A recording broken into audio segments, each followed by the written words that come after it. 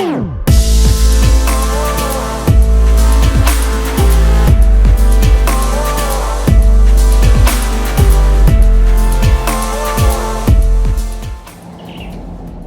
we're going to fly the Tucok 193 MAX2S, test out how stable it is, see how much flight time we can get, the quality of the 4K camera, as well as the effectiveness of the obstacle avoidance sensor. So let's check it out.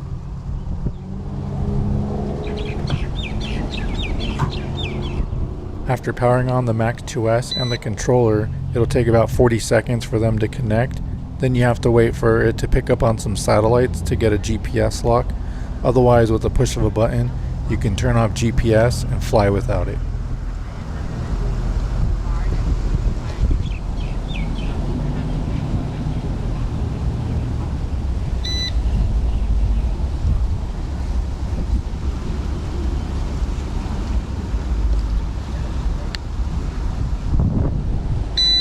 After the controller makes a connection to the MAX2S and you turn on the app, you may get a prompt to calibrate the compass. The app walks you through this. What you'll end up doing is rotating the MAX2S clockwise parallel to the ground. You'll hear a beep, then you'll rotate the MAX2S vertical with the back end facing the sky. You'll rotate again clockwise until you hear another beep, and then you'll know the calibration process is complete.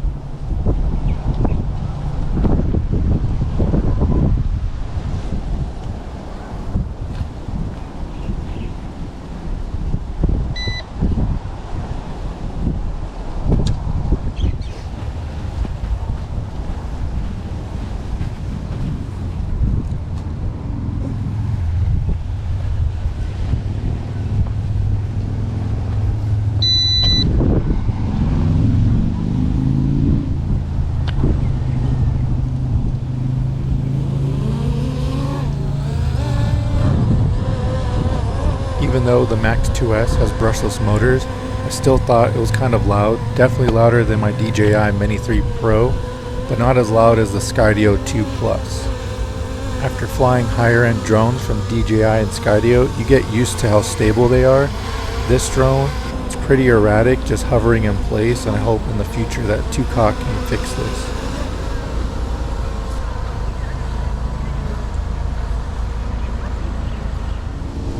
Here, I'm trying out the return to home function using the app, but you can also do it using the return to home button on the controller. What you'll see shortly is that when the MAX2S returns home, it'll end up landing about 8 feet away from where it took off in the bushes. It does have a sensor on the bottom, so I really wish it would have picked up on those bushes and adjusted slightly to the left or right and landed on a flat surface.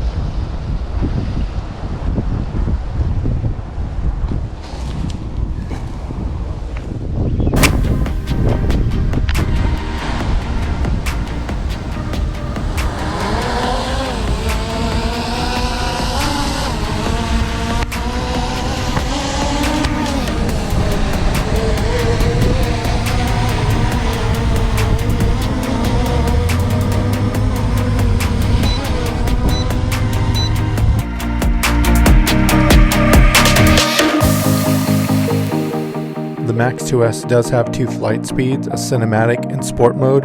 You'll most likely be flying in sport mode most of the time because the cinematic just feels really sluggish. It might be good for trying to capture some sweeping panoramic shots or something, but otherwise the sport mode would be just fine. It's not too fast. It's nothing like the DJI Mini 3 sport mode.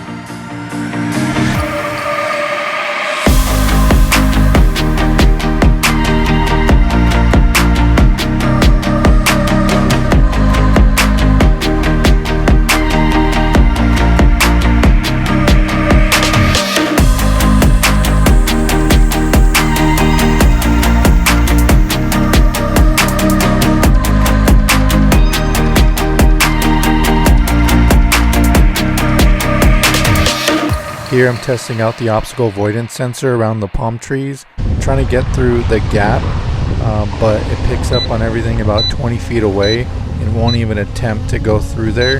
Supposedly the faster you go, the less sensitive it is, but I really wish there was a way in the software to tone down the sensitivity of the obstacle avoidance sensor and let me fly through those palm trees. I'm pretty sure the DJI Mini 3 Pro would let me fly through there, but you know, this obstacle avoidance sensor, it really works well.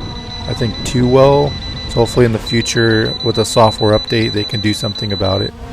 Here you'll get a better idea of how sensitive the obstacle avoidance sensor is as I try to move the MAX2S into the wall. As you can see, I'm not even close to the wall or close to crashing into anything, but yet it won't even let me maneuver in that direction. Now, if I took off the obstacle avoidance sensor, which you can remove it, then that won't be an issue and you can fly through whatever, but I really wish there was a compromise where you could keep the obstacle avoidance sensor on there for that peace of mind and still be able to have a little bit more maneuverability between obstacles.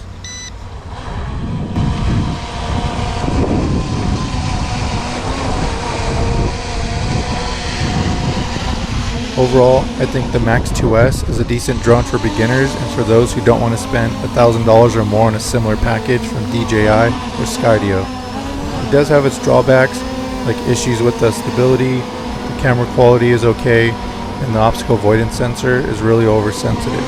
Next up, you'll see some bonus footage of me trying to fly in extreme winds as well as taking off and landing at night, just so you can get a better idea of how bright the LEDs are. Otherwise, I appreciate you watching. Look out for the next video.